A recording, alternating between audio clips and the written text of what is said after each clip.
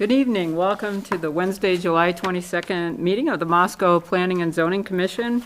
I'd like to call the meeting to order and recognize that there are two commissioners joining us by Zoom and others here live, so it's an eclectic blend for that evening. At any rate, we'll begin with item 1, approval of the minutes from June 24th. Are there any additions, corrections, deletions to the minutes? I didn't see any. I'll make a motion we approve. Dennis moves. Second. Thank you, Scott. Second. All in favor? Aye. Opposed? Opposed is, I think it was a delayed reaction. Do you to affirm? Yeah, because your hand went up when, when I said opposed, because I think it's a delay in the, but you approve. Okay, unanimous. All right. All right. We'll move on to public comment. This is an opportunity for members of the public to speak before the commission regarding matters that are not currently before us.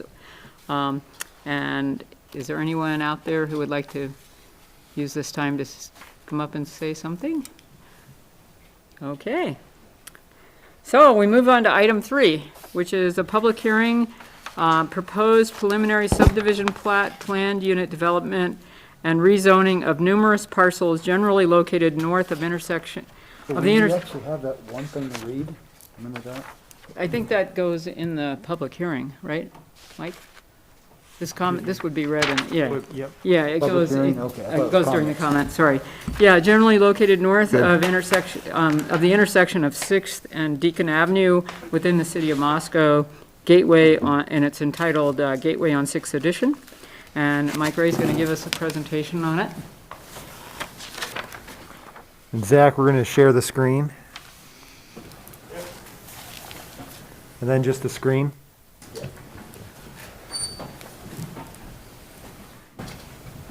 Perfect.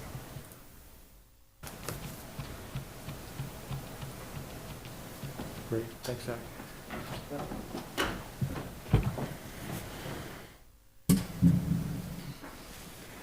Thank you, Madam Chair, Commissioners.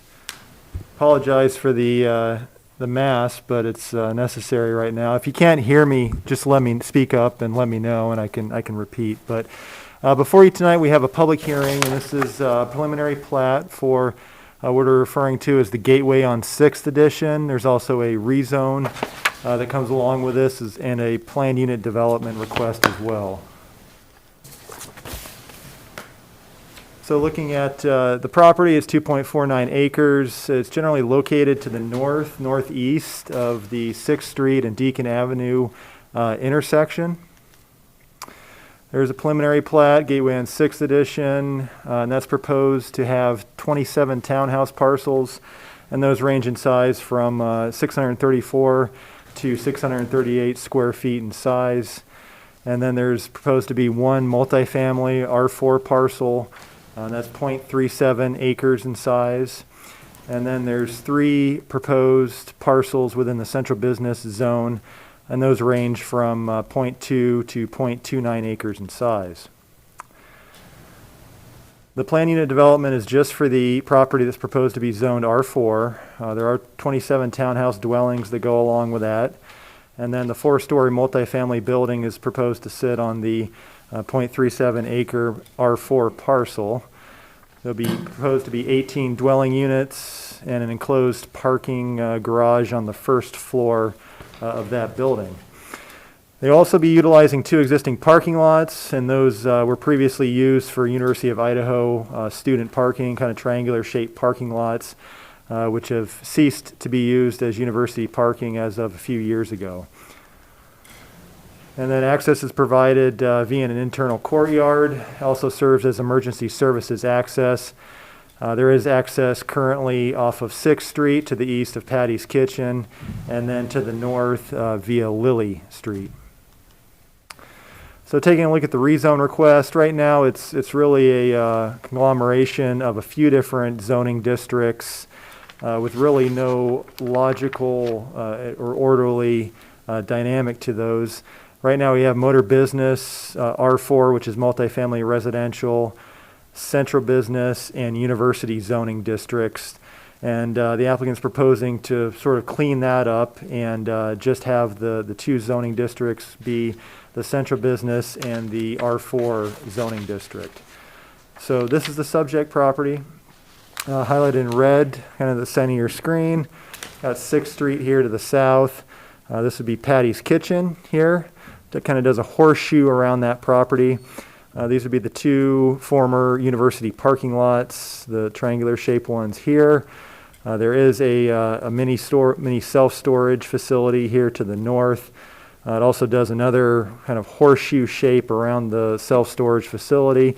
And then this is Gormley Park directly to the west with a couple baseball fields closest to the property. You can vaguely see Paradise Path that extends kind of past the southwest corner and then heads due west.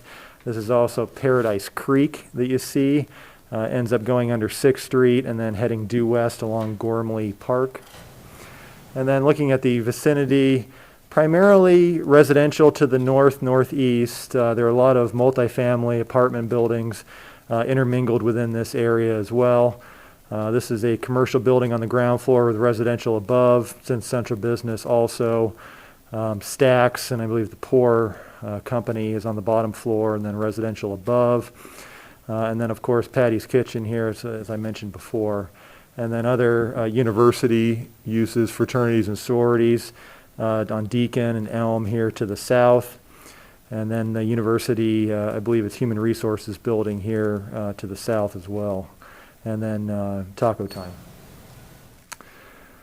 So just a closer view of the property.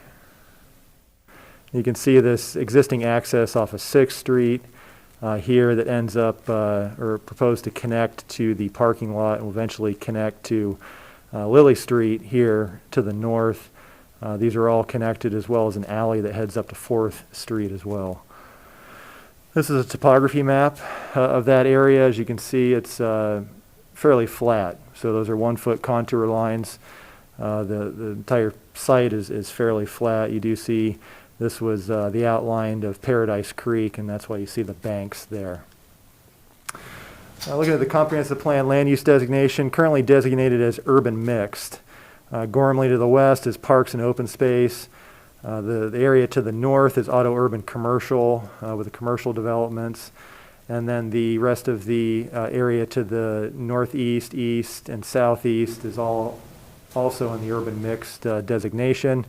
And then you have Legacy Crossing to the southeast, and that's also in the urban mixed designation as well. So taking a look at what that says, really intended for infill development and reuse of areas that surround downtown. So it points to a mix of residential and limited commercial uses should be promoted through small urban apartments, townhomes, 2- and 3-story vertically mixed-use buildings.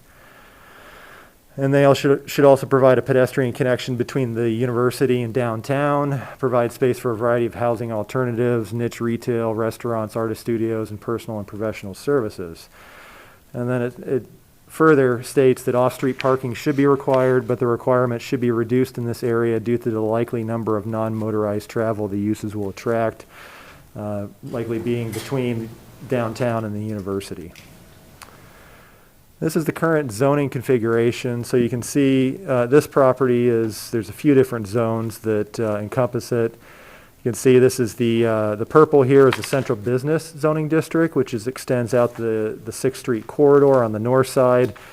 It used to extend on the south side of 6th Street, but when we looked at Legacy Crossing area and adopted the Legacy Crossing overlay district, we also rezoned that area to urban mixed commercial. And so that's no longer in the central business, but the north side of that corridor is.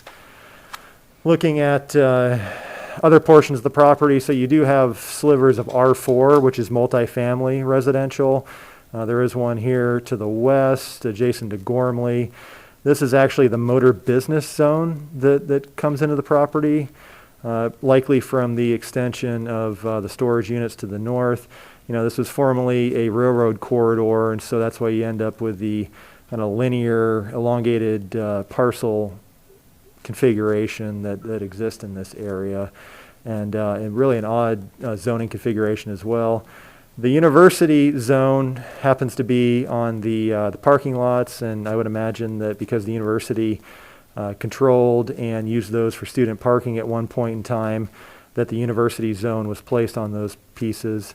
It also extends to the north on a couple portions of private property. So this property to the north on Lily Street is actually just an apartment complex that's privately owned. And then it actually goes into a small portion of the property to the north of that, which is also an apartment complex. And staff is proposing to clean that up when we're looking at the zoning amendment for this property, as well as a small piece that extends onto, this is the Cedar Veterinary Clinic property. We would propose just to extend the motor business down to that southern property line to reflect the current use of that property and clean that up. But this would be the proposal, to essentially take the existing R4 and central business zone, which is more of this zigzag shape, and square that up on the property there. So this would still remain central business. We propose to rezone the 2 university parking lots to the R4 multifamily residential, as well as the remainder of the property here to the rear of the lot. Taking a look at the zoning code says for the R4 zone, it's really the most intense residential land use permitted in the community. It's usually to be applied where activity levels are high, adequate public facilities are available, especially near University of Idaho campus or central business zoning district. Adequate transportation should be given higher priority and determine appropriate locations. And then looking at a wide variety of residential uses, so pretty much ranging from single family to 2-family, twin homes, townhouses, multifamily dwellings are all permitted in R4. Also allows for some limited commercial opportunities, so professional offices up to 2,000 square feet, and then some bed and breakfast, daycare facilities, and parking lots are also in the R4 zone. Going through the minimum lot size requirements, it's 5,000 square feet or 800 square feet per dwelling unit, whichever is greater. For single-family, 2-family, multifamily dwellings, 2,250 for twin homes, and then 1,800 square feet for townhomes, which essentially applies to this development. Minimum lot width, 50 for single through multi dwellings, 25 feet for twin homes, and 18 feet for townhouses. Looking at what central business says in the zoning code, it's intended to provide for a location of 4 groups of compatible commercial uses, having the common characteristics of not involving more than incidental and minimal assembly, fabrication, or storage of commodities. So it goes on to kind of explain or further explain establishments dispensing retail commodities and those providing professional or personal services to the individual. In its most intensive commercial zoning district, tended to promote pedestrian use, unbroken street level, commercial frontage is also encouraged. There's really a wide variety of commercial residential uses. Typically, if you have residential uses, they're required to be behind or above commercial uses that are on the primary street frontage, so it doesn't break up the commercial street frontage in the district. Think of Main Street, for example. And there's no minimum lot size or width requirements for lots within the central business zone. So that brings us to the preliminary plat proposal, referred to as Gateway on 6th edition, 27 townhouse parcels. I mentioned this before, ranging from 634 to 638 square feet in size. Got the 1 multifamily parcel and then the 3 central business parcels. And those are 0.2, 0.29, and the additional 0.29 acre in size. And then access is provided via an internal courtyard, emergency services access drive that extends throughout the proposed development. So this is the preliminary plat that was submitted. You can see these smaller squares or rectangles here are the proposed townhouse parcels. They wrap around kind of the northern horseshoe portion of the site. You can vaguely see, it'll be more discernible in one of the upcoming images, but you can see the access drive that ends up, there's a hammerhead here and then provides access through here. It's intended to be just pedestrian and bicycle and emergency services access. This would be, so we have essentially 4 clusters of townhomes here, and then another cluster here further to the south. And then this would be the multifamily parcel, the 0.37 acre parcel here. Lily Street, you see coming into that, as well as the two existing university parking lots. And then these would be the three proposed commercial parcels here with access currently existing here to the east of the screen. And this would be the Patty's Kitchen parcel and Gormley Park here to the west. So just a closer view of that same image.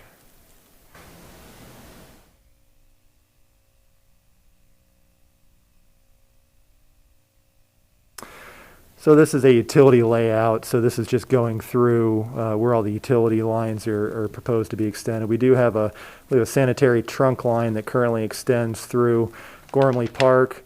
The whole development will end up sloping that direction with the lines being ran in the middle of the emergency services internal courtyard area, end up tying in with there with a sanitary sewer.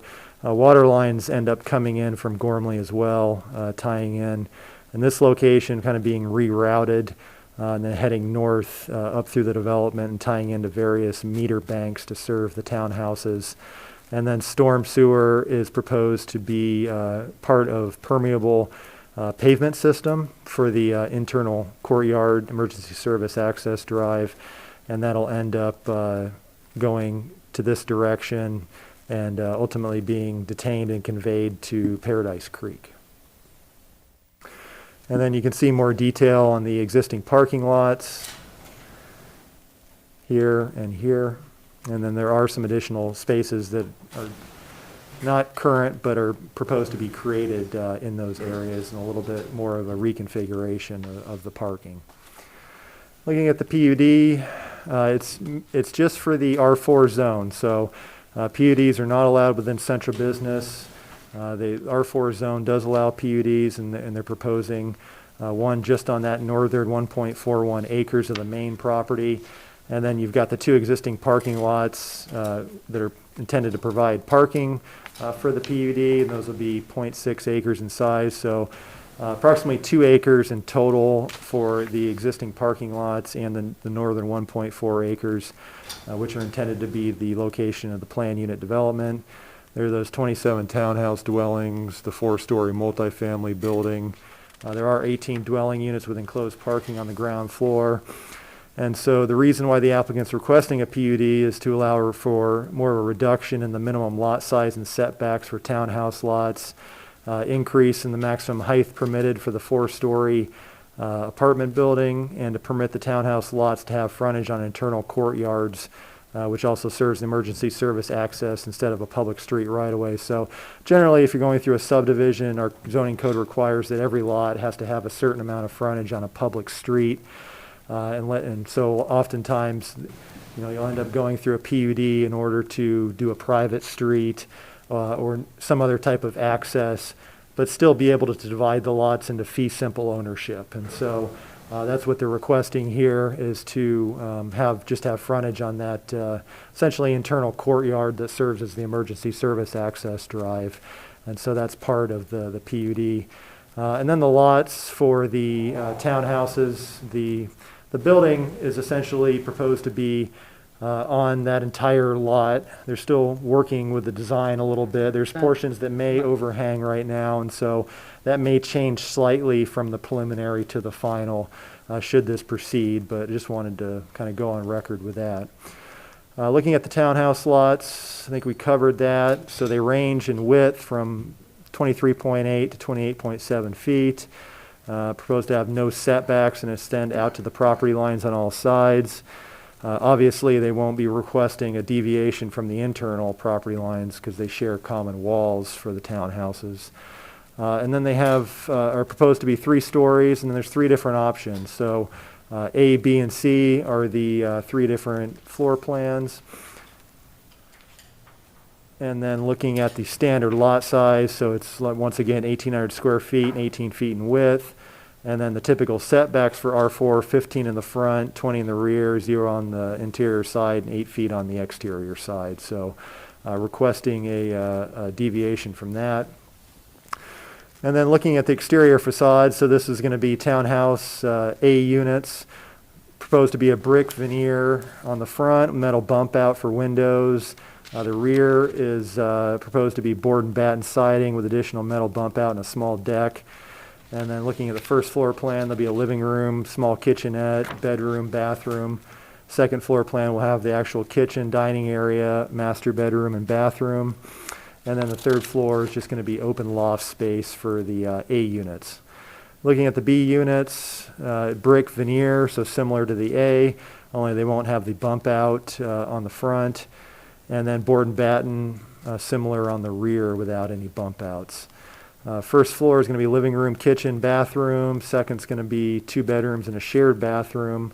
And the third is going to be 1 bedroom, bathroom, and an outdoor balcony. Looking at the C units, kind of similar, brick veneer again. And then the rear facade actually does have board and batten with an additional metal bump out and a small deck similar to the A unit. And then the first floor, they're actually proposing single-car garage options for this unit, a laundry room and an entry area. That'll be on the first floor. Living and kitchen area, bedroom, bathroom on the second, and open to below, and includes 1 bedroom, bathroom, walk-in closet on the third. Looking at the 4-story building, so there are 18 proposed parking spaces within that enclosed parking garage on the first floor. There's some bicycle storage area and a lobby with access to an elevator and stairs in the upper floors. And then the second, third, and fourth floors are all essentially the same plan, the same floor plan. They each contain 6 dwelling units on each floor, totaling 18 units. They'll have a 2-bedroom unit that are 980 square feet in size, and 4 1-bedroom units that are 592 square feet in size. And that'll be the floor plan on each of the floors. And then the total height of the 4th floor is 48.5 feet, and that exceeds the 40-foot height limitation for the R4 zone, which is brings on the request for the PUD as part of that. So just briefly going over the base density for PUDs. R4 zone is 24 units per acre. The proposed PUD with a little over 2 acres in size has a base density of 22.5 units per acre, so there are no density bonuses that are required as part of the project. There are proposed, there's required to be 80 parking spaces, just dependent upon the townhouse units, dwellings, as well as the 18 unit apartment multifamily building. Requires 80 spaces. Townhouses are 2 per unit, and then 1-bedroom apartments require 1.25, and it's 1.75 for 2-bedroom apartments. There are 18 parking spaces in that ground floor in the garage, and then there's 88 parking spaces proposed within the 2 existing parking lots, so that gives us a total of 106 spaces that are being proposed as part of the PUD, and 80 are required. So right now, 26 over, just looking at the PUD portion of the project. So this is the site plan that was submitted for the PUD, so it looks similar to the preliminary plat, since the footprints of the townhouse dwellings essentially go out to the property lines. Really not a whole lot of change there. You do see the footprint of the 4-story building on the multifamily lot. And then, of course, these commercial lots are not part of the PUD, so there's nothing proposed there at this time, just 3 central business lots.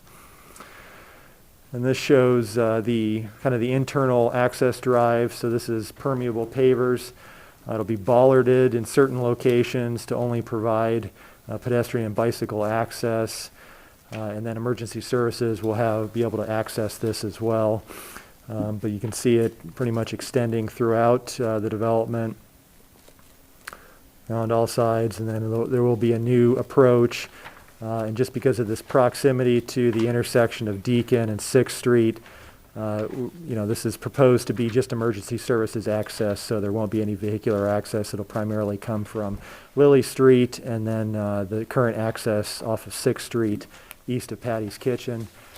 And I'll go over the parkland a little bit later, but I think what they were working with the Parks and Rec Department on, and the Pathways Commission and Parks and Rec Commission also reviewed this as well, but they're looking at providing a pathway connection from Gormley Park, so essentially 3rd Street, through Gormley, through the development, and all the way down to 6th Street, tying in with kind of Paradise Path within that area. And so that's what the applicants propose. There are minor detail. They're still working out just essentially be this path, but it'll just diverge from the subject property kind of in a northwesterly direction, so it ties into Gormley, and they're still working out that fine detail, but that's what it's proposed to do, is extend through utilizing the proposed emergency service access road for portions of the pedestrian bicycle path through that development.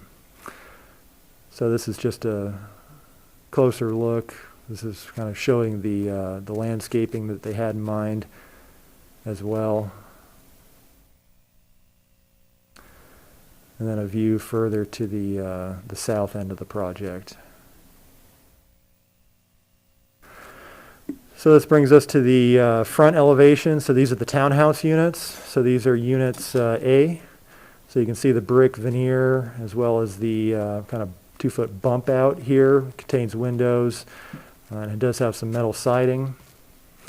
This would be the board and batten rear with another metal bump out, and you have the porch that extends out as well. And then just kind of a cross section showing the stairs, kind of the internal configuration of how you're getting from each level. And then the ground floor plan.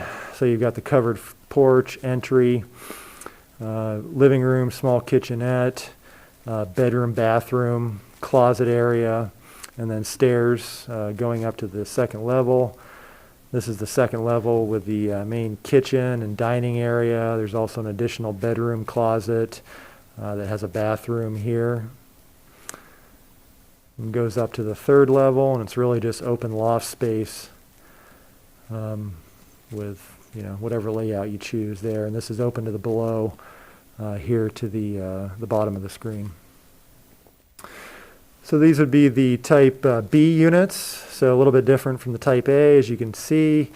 All brick veneer on the front still. There is a outdoor patio here on the top floor, on the 3rd floor.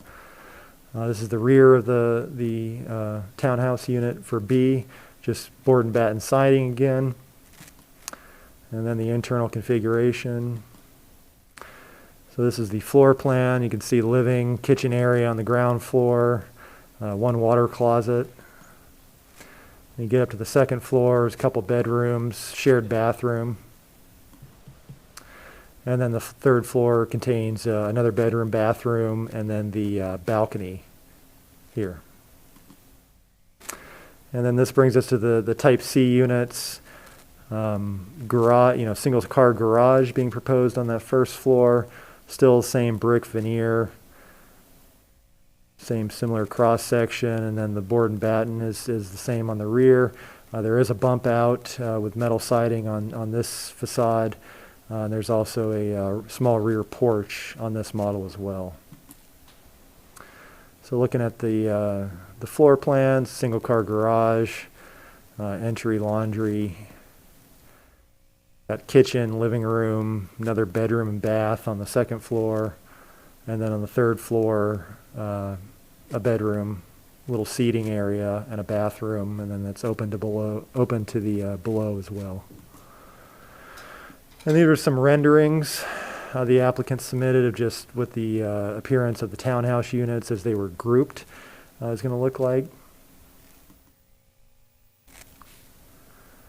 So these are the different models. This is I believe the B. This is the A. That'd be the C.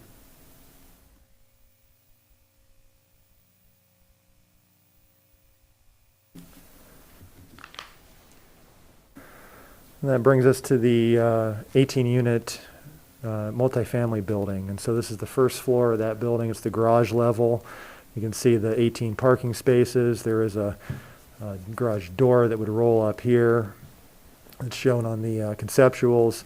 that provide access to this area. You have a lobby, elevator, and stairwell here to the left. And then this is just the typical floor plan for the second, third, and fourth floors. So you can see a couple 2-bedroom units. So there's one here, one over here, and then there'll just be 4 1-bedroom units on opposite sides there. And you can see the internal lobby area, so stairs, elevator, and then emergency access for the stairs to the east of the building as well. And these were the elevations that were submitted.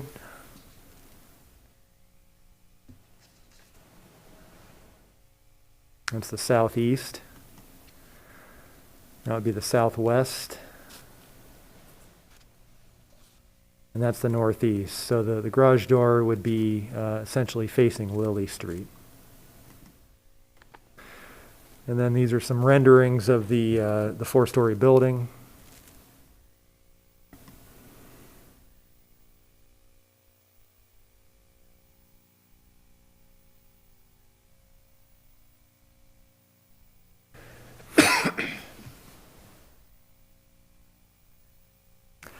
So taking a look at the existing street network, access, there's 2 points of primary access. 6th Street is one of them.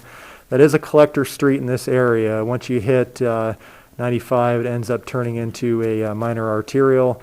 Commission worked on that for a couple years with the designations in the thoroughfare plan, but essentially to the west of Main Street, Washington Street is going to be a collector designation. There are 2 travel lanes intermingled with designated turn lanes to turn on the side streets. Bike lanes are on both sides of the street. And then as part of the sewer project, it was either last year or the year before, it redid a lot of the infrastructure with the sidewalks in this area. So there is a new furnishing zone with brick pavers and street trees, and also an 8-foot wide sidewalk on 6th Street. The existing driveways directly to the east of Patty's.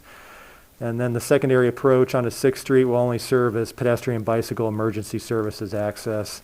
Looking at Lily Street, it's a local neighborhood street, 30-foot wide street with parking on both sides of the street, except for there's a couple islands that are affiliated with one of the parking lots to the north that are currently designated as no on-street parking just because of how short those are. There are intermittent curb, sidewalk, and parking on both sides of the street. And then as part of the Idaho Central Credit Union project that's ongoing right now and under construction, there will be frontage improvements that will be constructed as part of that. There'll be new curbing, tree lawns, and sidewalks on that entire Lily Street frontage where the bank is fronting Lily Street. And then there's also access via 4th Street. Kind of the 4th Street Lily intersection comes in at the northern parking lot. And then there is also a north-southbound alley that extends from pretty much the alignment of the existing 6th Street driveway that's coming off of 6th. And Paradise Pass located to the southwest. So looking at the water system, we do have mains in Lily and also on the southern portion of the property. We would go off of our 2012 comprehensive water system plan, and it does indicate that it has adequate potable and fire flows. Sanitary, like I mentioned, the trunk lines in Gormley to the west, and then looking at our comprehensive sewer system plan, it also indicates that it's adequate to serve the proposed development. Storm sewer is going to be a system of permeable pavement that make up the internal courtyard access drive, and it ends up collecting the storm sewer and eventually conveying it to an existing 30-inch storm drain in the north side of 6th Street. So it brings us to the parkland dedication. Looking at the net developable area is 2.49 acres. There are proposed to be central business and R4 zones exclusively. 9% parkland dedication is required as part of those 2 zones. And then looking at what 9% of 2.49 acres come out to be 9,780 square feet or 0.037 acres, or at the current value, $13,500 an acre, or roughly $3,032 for fee in lieu of. So the property owner is requesting a city property owner partnership. Would include what I referred to before, kind of the pedestrian bicycle pathway connection from 6th Street to Gormley Park parking lot, providing access to 3rd Street. First phase would be from 6th Street to the northwest corner of the project, utilizing a cost-share approach. Second phase would complete the connecting pathway to Gormley Park parking lot at the city's expense. The property owner investment into the first phase would far exceed the parkland dedication requirement of $3,032 and would satisfy all parkland dedication requirements. This proposal was reviewed by Parks and Rec Commission, happened on June 25th of this year. Pathways Commission also looked at it on July 14th, and they both supported this plan for the parkland dedication, satisfying that. And then Parks and Rec staff also indicated that they're recommending approval of this proposal. So with that, brings us to staff's recommendation for the commission to conduct the public hearing and consider public testimony. Recommend approval of the proposed rezone to city council with no conditions. Recommend approval of the PUD with no conditions, and recommend approval of the preliminary plat with the following conditions, and these are all coming from the engineering department. The water line tap design for the 4-story R4 property will need to be revised to come directly from a city water main instead of a dedicated fire hydrant line as is currently proposed. And then all water lines from water main to each water meter and each fire hydrant are required to be within a city easement to allow access. And then just reiterating that access drive for pedestrian bicycle as well as emergency services that comes in near the 6th Street Deacon Avenue intersection, it needs to be limited to just emergency vehicles for any type of vehicular access, just because the safety conflicts being located that close to that intersection. So those are the 3 recommendations from the engineering department. I'd certainly be able to try to answer any questions you have. Okay, we begin with questions from commissioners for Mike. Anybody have any? Okay, Victoria, go for it. Okay, so the alley that runs between Stacks and the parking lots that's being proposed as part of the egress, that's paved up along the parking lots, and then it's dirt and gravel. I think it's just dirt past that. Is the city going to have to come in later and pave that, the rest of that alley, to make it? There are some alleys in that area with our capital improvement plan that are slated to be improved. I believe it's between Alma and Arisbury. A lot of those sections are slated to be improved. I'm not so sure about this small portion from 4th Street down to the parking lot. I can't be for certain whether or not the city would come in at a later date. It's probably on the list for improvements in that area, because most of those alleys are not paved except for the ones between Jackson Street and probably Almond Street there. Right. I know the Almond Asbury one is going to get paved because it's caused such a problem having it be dirt. So that's why I bring it up. The parking lots that are there, they're in pretty tough shape. Do they get improved or resurfaced or something as they go along? On the PUD plans, it appears that there is new paving that's part of that, and that'd be certainly something to ask the applicant to clarify. Okay. The townhouses that have the option for garage, is it the horseshoe that goes around the storage unit? It would not be the ones that go to the west, that face west, correct? The ones that go to the west, that would not, the floor plan for the type C units does not fit on those parcels. Oh, and, So- the fire lane is there is what I'm thinking. The fire lane's That's there as blocked well. off for Yeah, fire the lane. only opportunity, I guess, would be the ones to the east that are adjacent to the parking lot. And then there'll probably be a discussion about whether or not there is some vehicular access to the ones directly to the south of that. The concern is if it's just human nature to park your car there. And so we need those for fire lane access. And if those are blocked, then we'll have an issue with emergency services.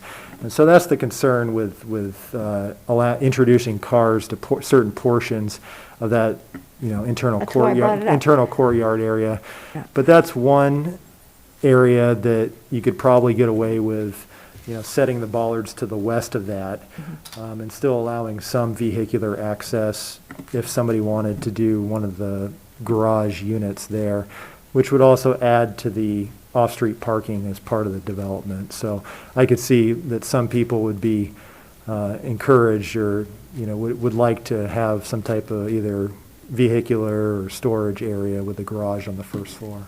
Okay, and then the pathway, Paradise Path continuing, that's going to share that fire lane that's with that west townhouse? Is that the idea?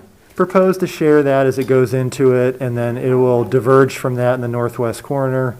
We haven't had any discussions with the applicant on this, but we've had a couple discussions internally about potentially looking at trying to make that two different color, maybe having the permeable pavers on the eastern portion and having the pathway be the same, similar asphalt as the pathway, just to be able to draw a distinction between the two. That's what I was Just, it may be a little unclear for some bicyclists and pedestrians that it actually goes through instead of you're just being dumped into a private development where you're not welcome. So I think we'll look at that internally and have conversations with the applicant about whether or not that's something that we'd be able to, achieve there.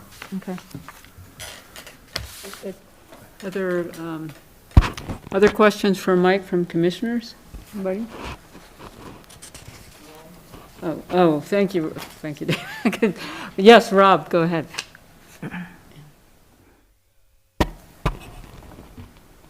Rob, I think you're muted. Oh, No, now Oh, it's no, you're not muted. We just can't hear you. Now you're muted. okay. Can we try that again? How's And now that? we can hear you. Okay. So the area between Patties and Stacks that runs up through there that Victoria was referring to, would it be appropriate to make finishing that, paving that condition of the approval? You could certainly clarify that. I mean, on the plans, it does say it's pavement. And I know that for a fact right now that there's the first portion of it off of 6th Street as you pull into the Stacks parking lot.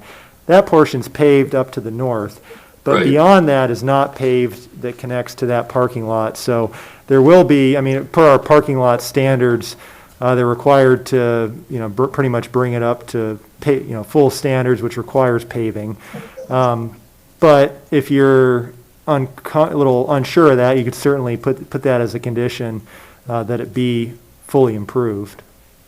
Yeah, my concern about it is that I don't want to see the city take that on as a cost as a part of the development. So that's my comment. Okay. Gotta wait till the public hearing, Jim, sorry. Other questions?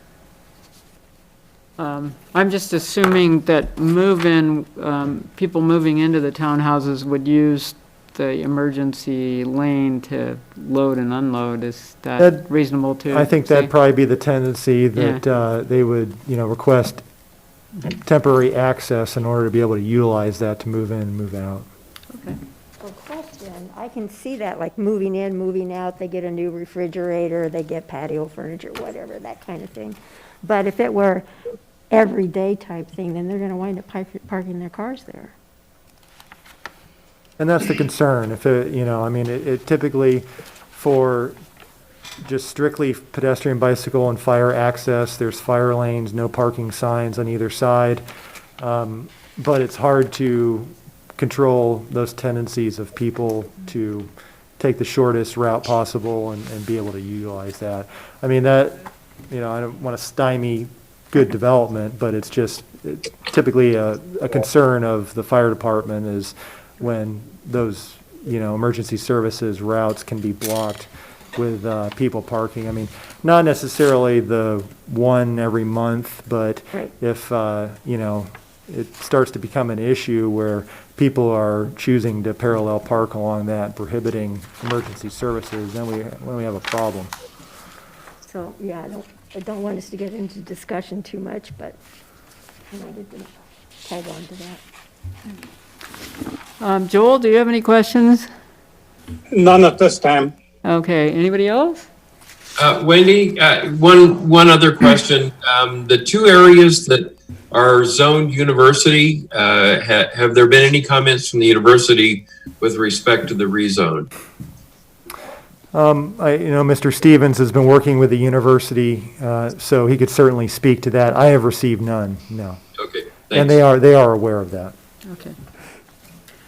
All right, so with no further questions from commissioners at this point, we will open the public hearing and ask that someone representing the development come in and present or speak to us. Who would that be? Scott, is that you or? So come up to the podium, please, and introduce yourself, your name and address, and. My name is Jim Stevens. I live at 11245 Northeast Shore Drive in Hayden, Idaho. I was a resident here for 8 years. Prior to the last 2 years, I was the buyer for Tri-State Ace Hardware and did that for 5.5 years and gave them the opportunity to use my services for 5 years. That was our contract, but I've been working on this project for 14 years, and this is a full-time job now. So I would like to answer the question about the drive off of 6th Street going to those parking lots. We are going to pay for that. Presently, you make a ride-in. We have it's our property. We have an easement with Stacks or Mr. Bingham. And our goal is to remove that curb, and there's a planter there, and to make it a continuous entrance into the southern parking lot. So, and that's at our expense. And that was our goal with Mr. Bingham, and that's all by contract, that we were going to do that. And there happens to be drainage in there, as well as there's utilities running in there, so it's to our advantage to complete it. As far as the question regarding the ingress and egress for the residents within the development, our idea is to have that be walkable. And we do know that you're going to be, if you're going to be on the park side of the townhome area, you're going to have to walk to your car. But we also are considering having 2 golf carts that you would be able to go from the parking lot only for the townhome owners and be able to shuttle groceries and the like. We are, along with fire in the city, in order to keep it a pedestrian and bicycle development, we will have bullards at the front of each of those fire lanes, and the fire department will, of course, have the keys. They will be removable. And so we're really trying to make it so this is walkable. It's a village. It's your front yard. And we don't want traffic in there. That's why we have the parking lots. Your question about the parking lots, yeah, they're kind of in sad shape, but we're going to end up removing curbs. We're going to do a curb cut in the very center that will go into the 4-story tower. So they're going to be altered according to our plans. We've got to reconfigure them. But for the most part, as you saw, we have the plan presently is for 106 spaces, and we're only required to have 80. So we are more than adequately parked. The other goal is that for the townhouse units, we will have covered parking. So the top lot will, you're going to be able to go to your automobile and not have to shovel snow. Any other questions? Right now, your parking lot, I have the property on 3rd and Village. Excuse me, sorry, you have to wait your turn. I apologize. Oh. Yeah. Oh, I'm sorry. No, right now, it's just commissioners interacting. Okay, With whoever comes up to the podium. So- Gotcha. So, I'm just curious what your target market is, who your. Well, we have, the townhomes are for people that want to live next to the university. We're looking at employees of the university, professors, anybody that's an adjunct. If you work at Gritman, you're 2 blocks away. We're trying to be a bridge between town and gown. We know from studies that if people own a neighborhood rather than just renting, that the neighborhood has real integrity and it maintains its value. There is no development in the core where you have the opportunity to have a fee simple, own your structure, and have all the amenities that come between downtown and the university. The 4-story I shouldn't say townhouse, but apartment complex, our goal is to make that an over 55 complex. We're trying to take and make a multi-generational village, whereas most of the developments around there are all for college students. And so the idea is, what can we add to that area that gives it the greatest integrity, the longest lasting value, and a place that you really want to live in, I should say. So you asked what our target market is.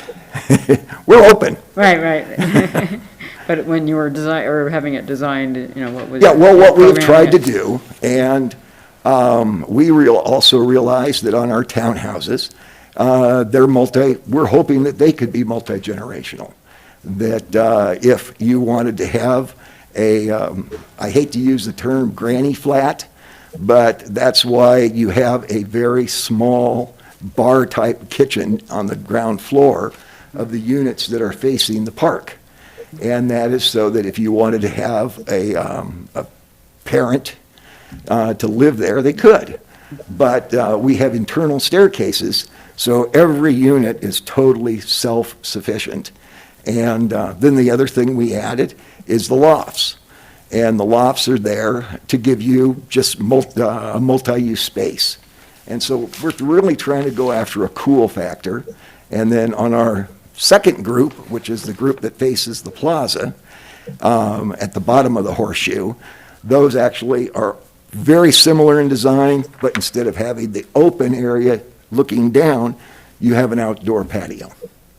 And then the third, which is the ones with the parking garage, the idea there is to offer just a different product, because maybe somebody wants that. They will not be built on the interior.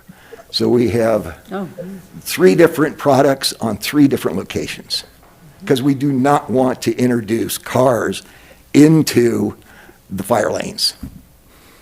That would defeat our purpose, because those fire lanes are also your walkway.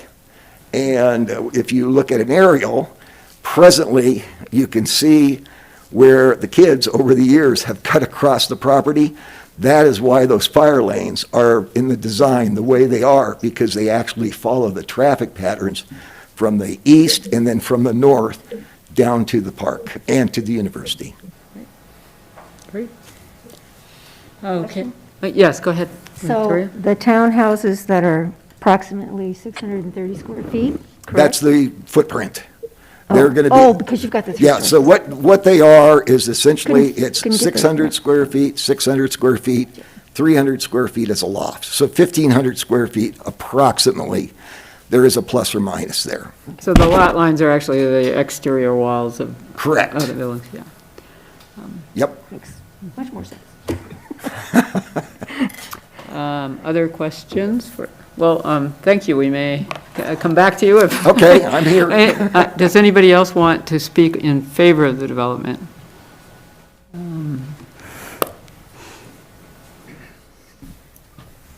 Rusty Opes, 931 Harold Street. I'm Jim's partner on this project. Y'all might remember me from the Flatiron project that you so generously approved a couple months ago.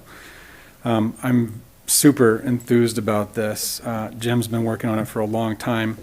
I joined him about a year ago, and we're really excited about it. So I do think it provides a segue between the university and the downtown areas that will always be attractive and desirable. And if we can keep it pedestrian friendly as we've designed it, I think it will be an advantage to the city and to the people who live there. So please consider approving. Thank you. Thank Any you. questions for me? Well, does anybody have any questions for Mr. Olps? Okay, thank you. Is there anyone else who wishes to speak in favor of the development? Scott, did you? I see you thinking about it.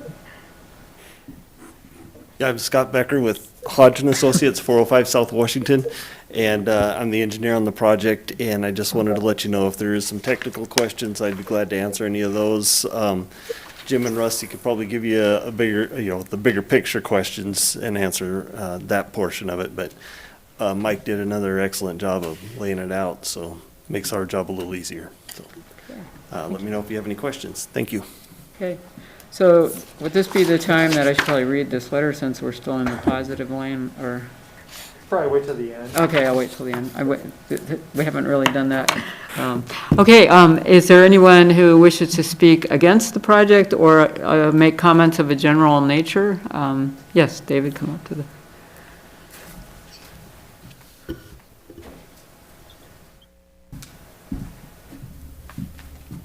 David Hall, 1334 Wallen Road, Moscow. Excuse me. On page 8 of the staff report, you estimate the amount of water to be used, 4.21 million gallons per year. Mike skipped over that in his presentation in the water. That's a good first step. The city now needs to take a step or two further, some sort of mitigation on that water use. As it is illegal to mine our aquifer water still. I don't expect it to be changed on this one immediately, but I wanted to get that on the record that we need to take that step in the future. Thank you.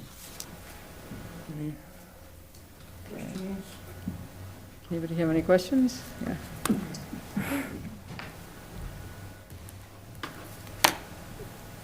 Chuck McDonald, 5185 Robinson Park Road. I own the lot that is on 3rd and Lily. I have C&T used cars. Right across from where the credit union's going up right now, right across the street from the Pizza Perfection.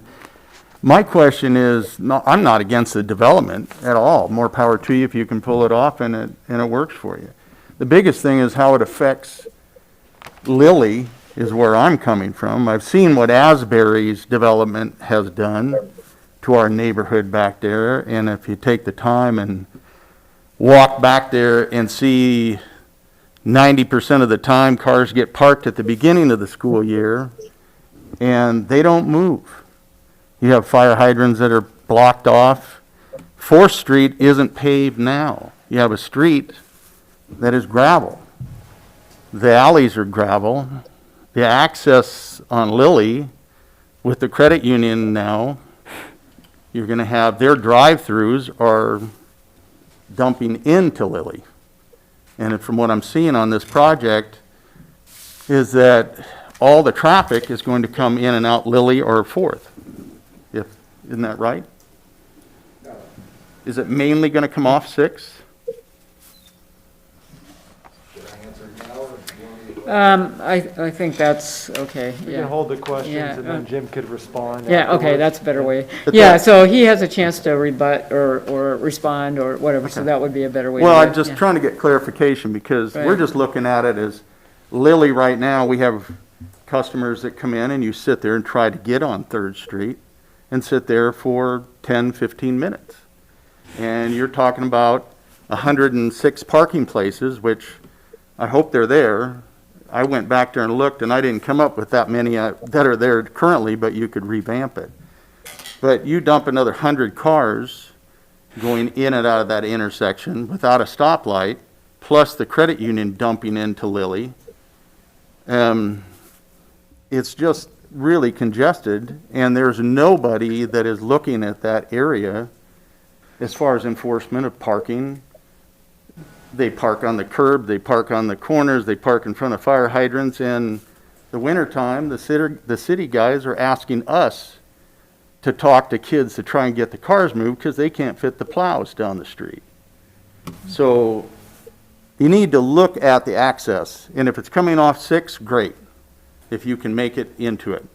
Using just Lily for the access doesn't make any sense, is my main thing. Fire-wise, it would not be safe, and I'm sure Idaho Central is looking at this too, that their people aren't going to be able to get in and out because it's just going to congest that intersection so bad. But since Asbury's development, we can't, I mean, parking is nil. The kids come up, they park for the year or for the semester, and they just sit. So there isn't any street parking as far as customers or anything like that. But that's, I'd like to hear your access answers. You're welcome to come up and respond, so.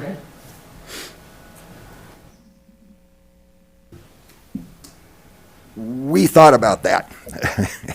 And one of the ways we're going to address it, and we did this 4 years ago with the city when they put in the sewer, and they also built stacks and the apartments above it, is that when you go down 6th Street and you go to the entrance to the east of Patty's Kitchen, we will have a right in to the property. That's one of the reasons why I made the comment that planter with the with the curb will be going away. So you have ingress going into the southern lot off of 6th. It will also, it's wide enough, and the city put in a large enough driveway that we can have a right out onto 6th. So there'll be a right in and a right out, but it won't be two-way traffic, meaning you will not be able to go from the west on 6th Street and make a left into our southern parking lot. So we are not in conflict with the corner of Deacon and 6th. As far as Lily goes, Lily is what Lily is. I think we will be able to mitigate part of the student problem because we're on site and we will be patrolling it because those are our residents' parking stalls. From the standpoint of the kids, that is, I understand what you're saying about Lily. I think it'd be fabulous if there was a signal on Lily, but that's out of our control. But what we can control, we did look at 4 years ago, and that's why our driveway is large enough to accommodate inbound and outbound traffic on 6th Street. So that just raises a question for you. Will there be management living on site? Yes, definitely.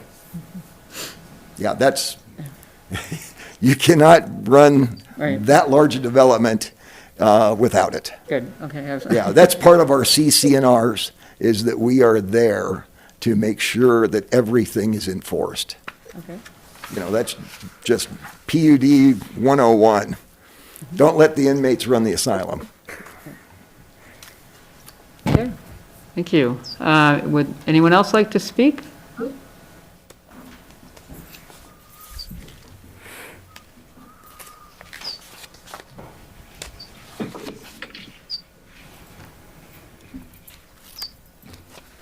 Nils Peterson, 841 Travoy.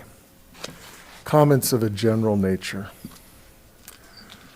A little over a century ago, the city fathers decided that the railroad was an important aspect for the town's development. And that's what's given us that choice, the funny patchwork of lots that we have all through that area over there. And I think you could argue that it was a wise choice at the time it was taken. And now the railroads have gone. My point is that the choices that you're making are 100-year choices. And the next 100 years, we're going to wrestle with the legacy of the fossil fuel era that we're just ending. And a dense, walkable, near the university, near downtown solution seems to me to be part of that next 100 years. So I think that this is a good way to start. It's a fragmented piece of land, that's the legacy. It's trying to make an intensive use of it in a place where we ought to have an intensive use, where there will be bus and other transportation corridors that will make living there possible to live there. Today, cars will be important. They may fade over the 100 years that are ahead of us. And being in that location will be a place to encourage that they fade for those particular residents. Thank you. Others, anyone else? Okay, I'm going to close the public hearing and. Madam Chair, we just Yeah. have the letter to read. as Oh, well. thank you for the reminder, yes, yes. One more thing, thank you, Mike. We received a letter dated today, so we haven't had a chance to read it until now, but I'll read it to everybody.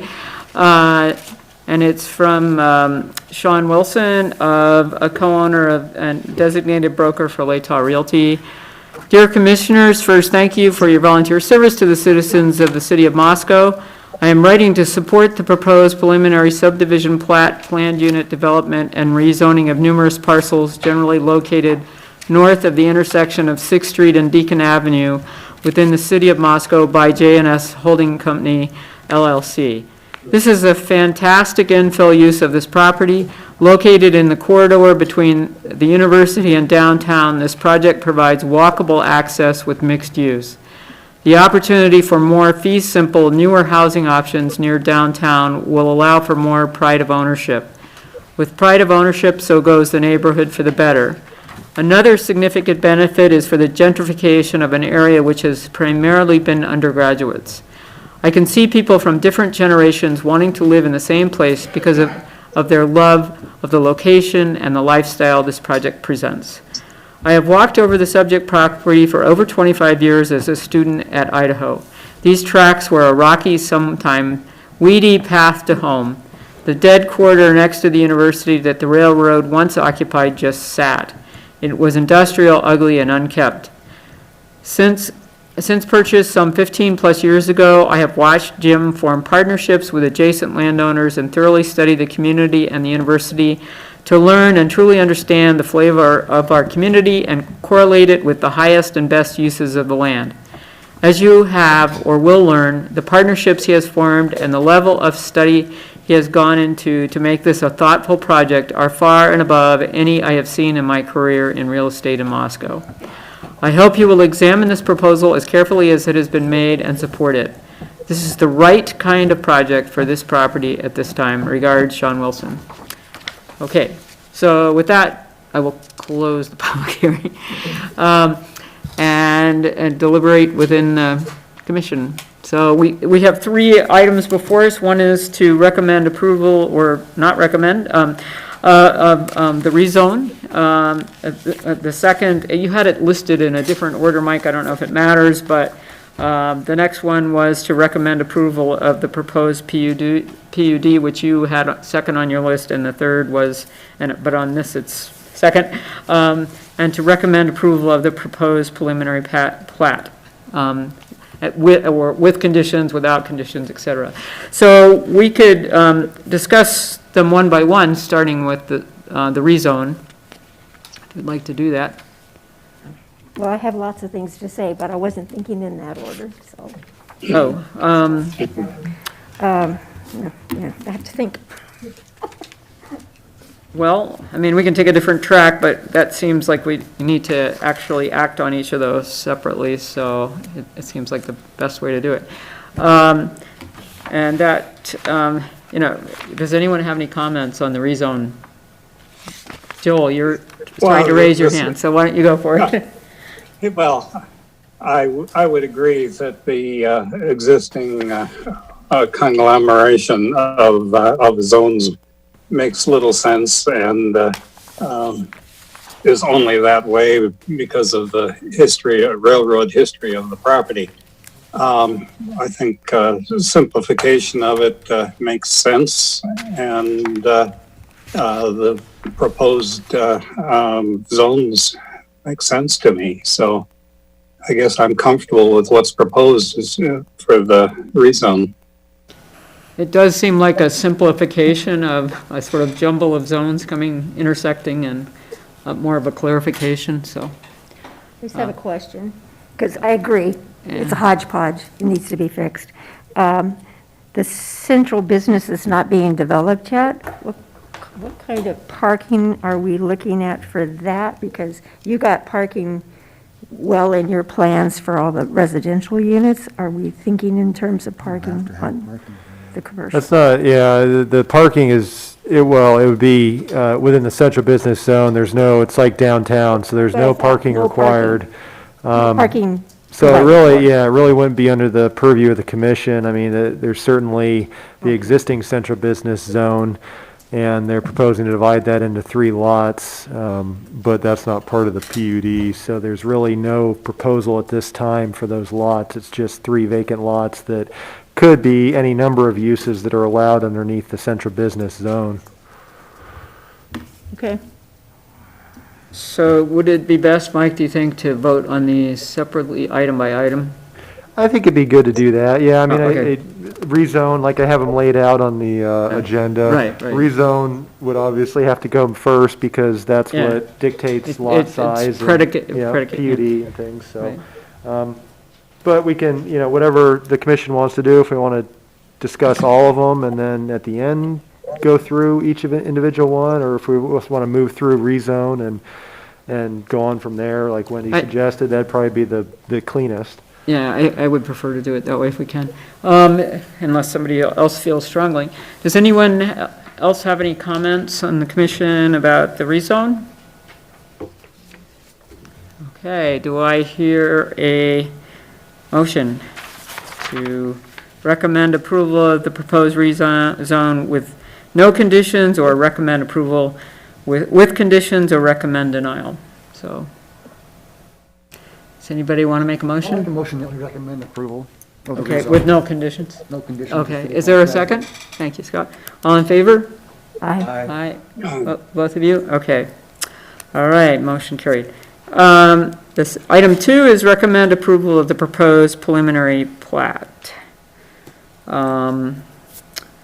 And maybe, I mean, we can take this individually, or in combination with the proposed PUD, but are there any comments on the preliminary plat? I'm not sure where this comes in.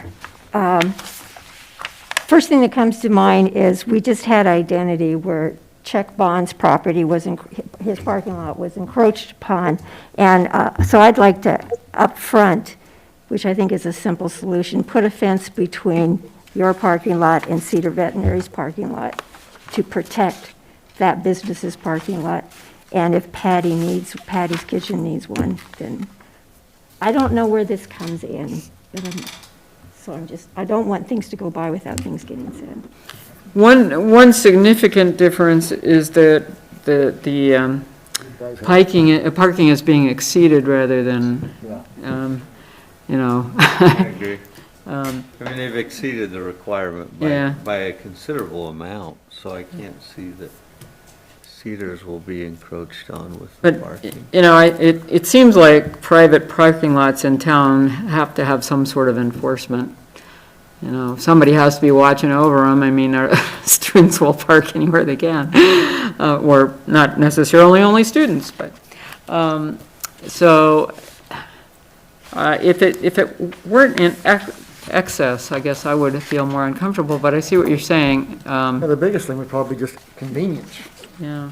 of parking there instead of a have-to thing, I would think, is probably what Victoria's talking about, just. Well, what Mr. McDonald, I mean, I live up the street for over 30 years, and I rented in these streets for 20 years, so I'm familiar with them. He's right about students parking everywhere, and that the snow plows can't go through, and they have to get those Right. cars out of there. And that isn't all affected to your development. And if it goes, as you said, if it goes the way you plan as a pedestrian and the nice townhouses and all that, if it becomes a lot of students who plan to live there for a couple of years and go on, and that all that parking, well, that takes care of, I'm not quite sure. It's just, I don't want to see another situation like we had at Right. Identity. And it took a lot of work to finally get Identity to put a fence in there. Right, I agree with That's you. all when I it was- took to fix it, then why aren't we doing it up front? You know? And Patty's would be in the same boat. Stacks is probably fine. Can you bring a picture up of that whole thing again, that whole area? So we can where sort of the- see what the Google Earth image or yeah, the, where the site animal plan clinic image. is Okay. in proximity to that exactly?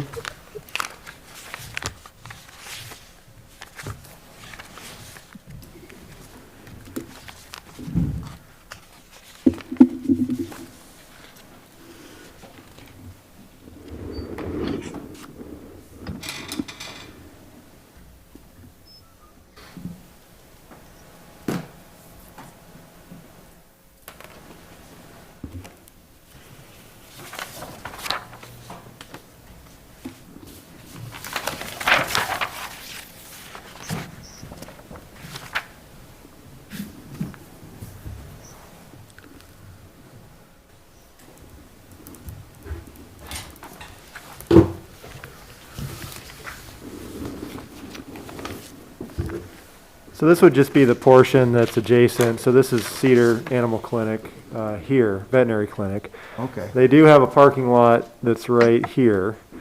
It's not improved to parking lot standards. I believe it's just gravel. But they do have a parking lot to the south of the house. This would be where this parking lot abuts that property.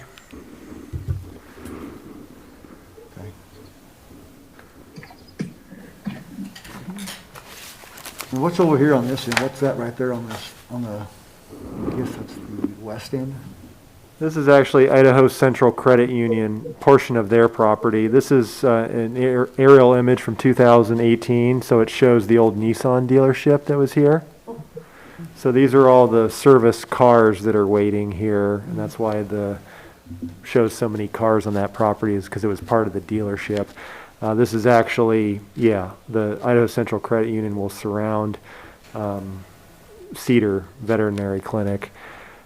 And they have actually probably twice as much parking as part of the bank, the credit union, as is required. So they'll have a fairly substantial parking lot that surrounds the bank.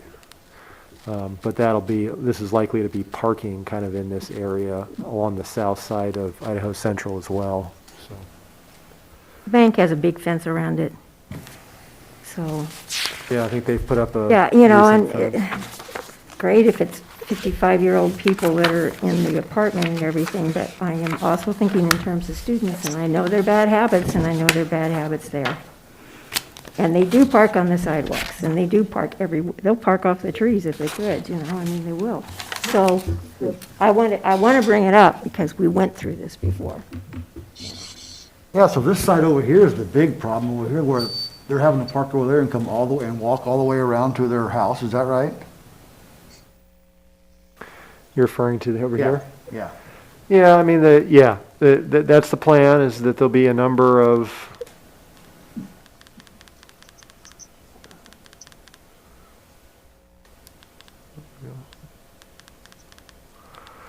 there'll be a number of townhouses. These will be the farthest away from the parking areas. The parking areas will be here, and then they'll just have to, pretty much walk or bike or scooter or however they access the townhouses on that side.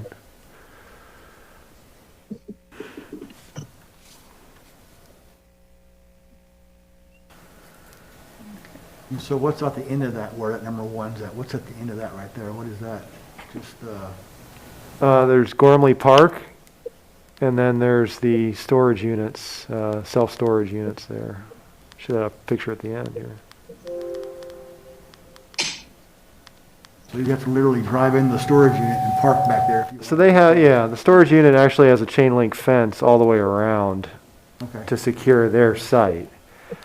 It is open There are a series of fences that are part of the park that are located along this frontage here. But obviously for the pathway to connect into Gormley, we'll need access up here, so there won't be any fence up in this corner. But there currently is a chain link fence that surrounds this entire property for the storage units. It would really just be, and then like Victoria had mentioned, Idaho Central has put up a white vinyl fence, I Yeah. believe. Solid. And that comes pretty much around the veterinary clinic. So really Really it'd be this segment here Yeah, that that's- wouldn't have any type of fence.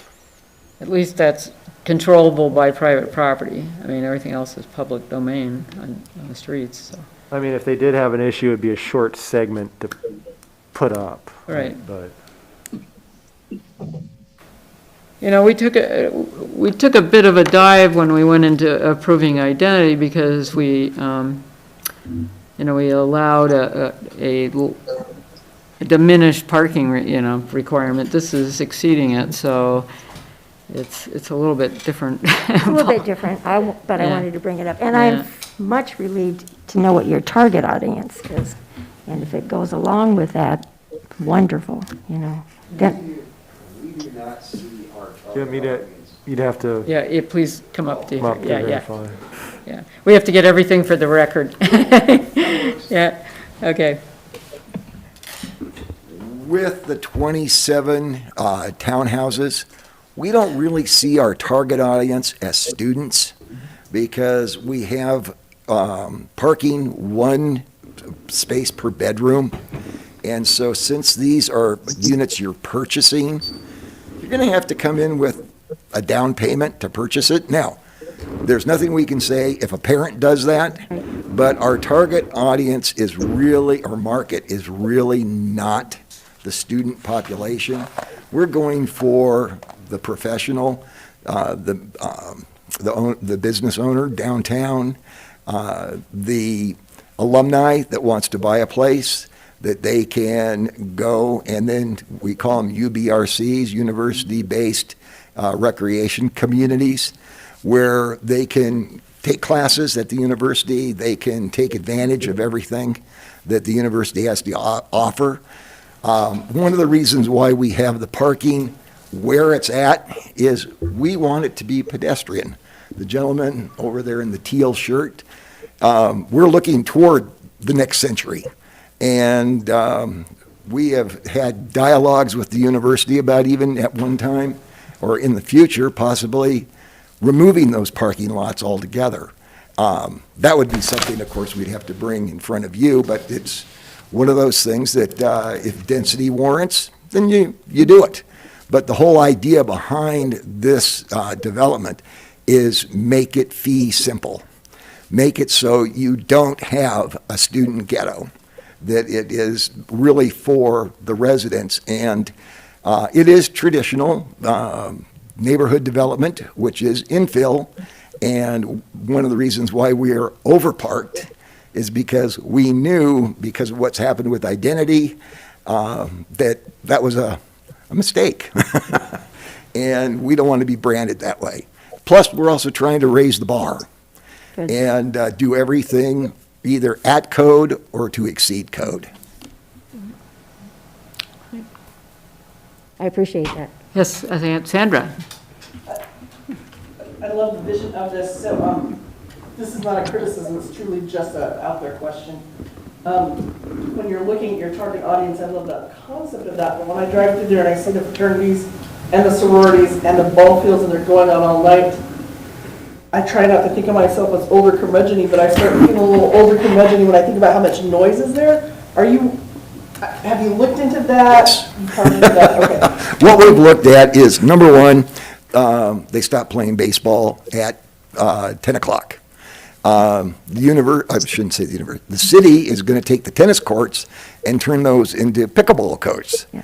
So we're really, think about it as you're living on Central Park, and that's one of the reasons why I was drawn to that property the first time, is I can have 1 foot in a park, another foot on private property, and move my foot the other direction, and I'm on university property.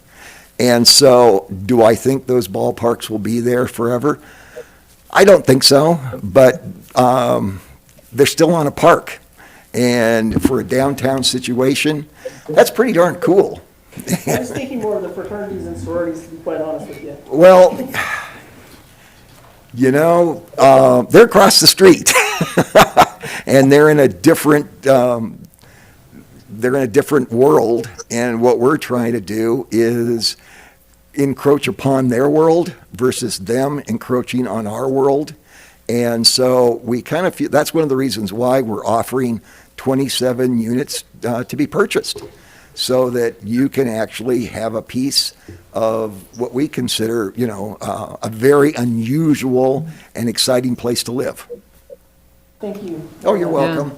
Well, yeah, I think it's intriguing to have housing choices, which that area pretty much doesn't have, and that was really part of the vision for Legacy Crossing across the street, which does allow quite a bit of a reduction in parking requirement, by the way, which isn't really any closer to the university or the destination that people would be going. So, you know, I like the sort of vision in the project. I appreciate it. I think it's interesting that the founding fathers of Moscow split up their property at the intersection of basically 6th and Main, but not very far away, you know, almost 150 years ago or whatever, something like that. And that it's, you know, it's not too, the city ended up developing a little bit farther north initially, but then seeing the sort of layers of history and then this transforming what remains with the railroad corridor, et cetera, and those intersecting property of the original gift of platting the city. I think there's at least 2 property owners that would have been involved in your land. So, at any rate, I think it's interesting and forward thinking. So, but you can take these questions as an opportunity to promote your vision. You know, Well, you're going to have conflicts with students to some degree. We know that. I mean, we have been running those parking lots as where we sell parking passes. We tow a lot of cars. They're all posted. A couple of years ago, when the sewer, we allowed the city to use our property to stage their equipment. Mm-hmm. They did a fabulous job of leveling the property. And the following winter, we had 40 cars that they drove over the curb and parked there. We posted it. We put up the echo blocks, and we, really were out there daily having cars towed. And the amazing thing is, we had one young lady drive up, park right under the sign that said, "You will get towed." And I walked up to her and I said, "You know, you're going to get towed." And she said, "Oh, why?" And I said, "Because it's private property." And she moved, but she was there the next day and we towed her. So yeah, it's all about enforcement. Yeah, and you're going to have on-site management. That's Yes. huge. That's huge. But I'm thinking of that because I watched that happen. Yeah. Well, And I watched them take over more and more ground and turn it into a mud pit of ruts and everything else. So, yeah. Now, we're very well aware of all the issues in the area. And so we try to deal with them as quick as we can, and on-site management's the only way to do it. And I'm glad you've thought about Lily Street. It is a terrible intersection. It's very hard to get across A and Lily, or it's 3rd Street and Lily. It's hard to get across A and Lily, too, but 3rd Street and Lily. And there's fender benders there, and on Asbury, and all. That's not your control. No, but we'd love a That's not light. your control. But I'm really glad that you've given that thought. That's one of the reasons why, initially, down on 6th Street, why we ended up with a 26-foot driveway, so we could do an in and out and relieve the pressure off of Lily. And one of the reasons why we left the planter, we left the curb, is because we didn't want people just driving through. And, we own the property around Patty's. we've allowed Gerardo to use that, but it was only for his use, and he was well aware that we were going to develop it. Okay. And that's why it's a mud pit. And, but that's not going to happen after this is approved. Well, I'm glad you get a chance to say all this, because I want everybody else out there to hear these good ideas. Well, thank you. This is a project that has morphed 4 different times from 2005 till now, and we really believe that this is the best vision for the property. We've looked at student housing, we've looked at university housing. We, at one time, were going to have the UI bookstore as the anchor tenant on the front.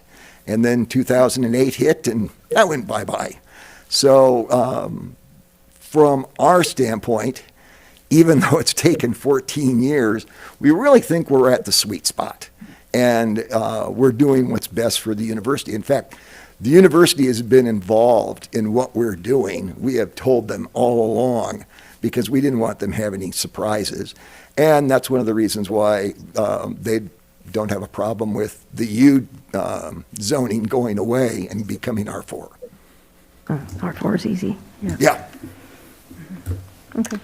Okay, other comments or questions?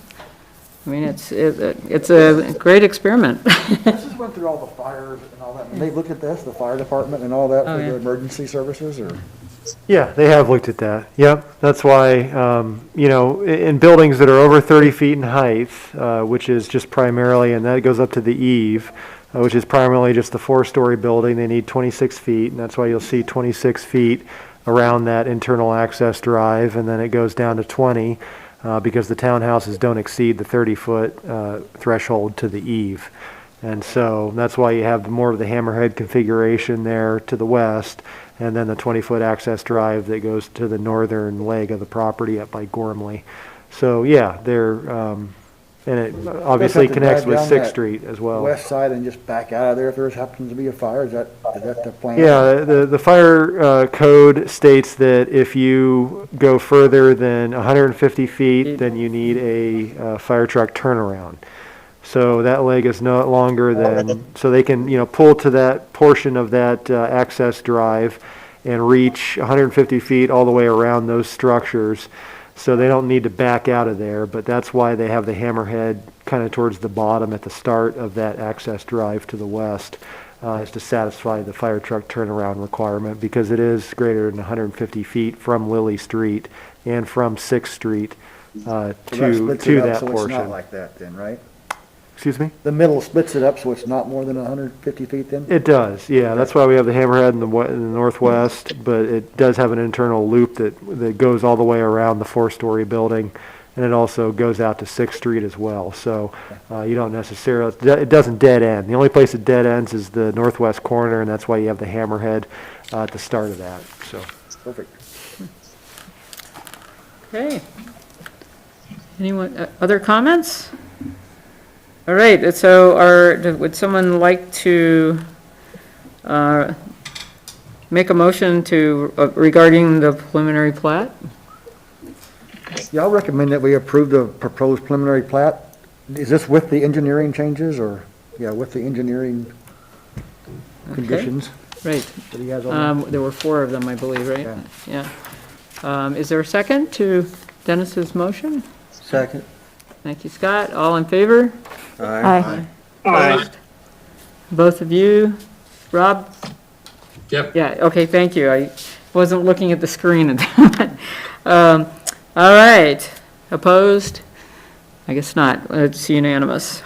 So then the final is recommending approval of the proposed PUD section, which would deal with the housing portion of the property.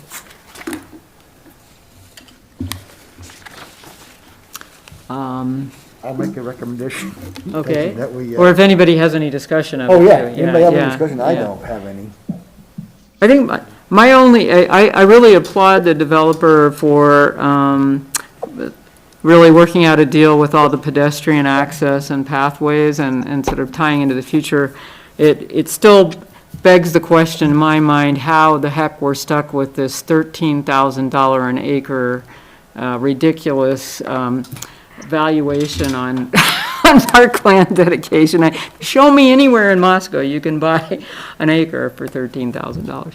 So I think obviously you've exceeded the cost by far of providing those walkways, and I appreciate that as part of the sort of greater good for the community. But I think at some point that needs to be addressed, because I see this every time a subdivision comes through, and it's ludicrous, truly.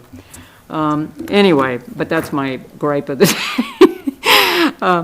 So, in terms of the PUD, does anybody have any comments, questions, or, this would specifically be the residential components? Okay, do we hear another motion? I'll move to approve. That was Rob? Yes. Yes, okay, Rob, is there a second? I'll second. Joel. Okay, thank you. Joel, all in favor? Aye. Aye. Okay, I think it's aye all the way across. All right, thank you. So, in this case, we need to direct staff to prepare reasoned statements of relevant criteria and standards to go with this for the rezone, the preliminary plat, and the PUD. We need a motion on that as well. So moved. Okay, thank you, Victoria. Is there a second? I'll second. Thank you, Dennis. All in favor? Aye. Aye. Aye. Okay, so we will do that. So thank you for coming, everybody. So we move on to item 4, which is, at this point, the small cell wireless facilities draft ordinance. So this would just be the continuation from our last meeting. We reviewed the draft ordinance again, and it is attached, I believe, to the back of your packet tonight. But there was some specific questions that we were, I was directed to ask our city attorney. And some of them pertain to kind of the master license agreement that the city enters into with the providers, and whether there were some comments. David and George had submitted some comments that had sample ordinances that had certain things like indemnification, warranty, things that are, similar to that, compliance bond, annual recertification, and things that showed up within our master license agreement, but not necessarily in our ordinance. And I was directed to visit with our city attorney as to whether or not it'd be appropriate to include those within the ordinance or not. And I just received an email from her this morning, and I can just kind of paraphrase. I think I'd forward it to the commission, but essentially that she doesn't feel that the master license agreement is within the purview of the commission to review and approve. Subject to negotiations and modifications depending upon the legal requirements in effect at the time the agreement's entered into. And then further, that the code's designed to provide criteria and regulations that are clear and precise, but you would really want to avoid too much detail just because of the nature of the 5G landscape right now that seems to be ever changing. And so, if you go down the road of being too precise, then you end up with having to go back and amend your ordinance every time something's changed at the federal level, which appears to be pretty frequently in regards to small cell 5G. And then she further states that, looking at, there is a section that, you see in some other ordinances that states fees. We have a fee resolution that states all of our fees in the city code. And we don't necessarily need a section that states that in duplicate areas within our code. So she would keep it general, would not use the language that's kind of in those other sample ordinances. Would advise against including consultant fee in the ordinance as proposed. Application fee could be increased by the city if we can show our actual cost for processing the applications is more than presumptively approved fees set by the FCC. But as we, wade into these waters, kind of the safest fee to collect are the amounts approved by the FCC. And then as we get more experience with, if 5G finally does come here and we have more experience as to about the amount of staff time it does take to process these, then we can adjust those. And, having those fees included, we just have to go back and kind of pigeonhole us to a certain extent with those specific fees, and having to go back and change those. And then she says that she doesn't feel that it'd be appropriate to include the other proposed sections of compliance bond indemnification, annual recertification into the ordinance. Those are appropriate for the master license agreement, and again, specific terms of the agreement are part of the application process and are subject to change depending upon the legal requirements in effect at the time the agreement's entered into. I will note, and I had discussion with David earlier, that City Council does review and approve all, legal agreements. So although she doesn't feel that it's the commission's purview to review the template that we have generated, City Council, and there's always public comment because it always has to be approved by City Council.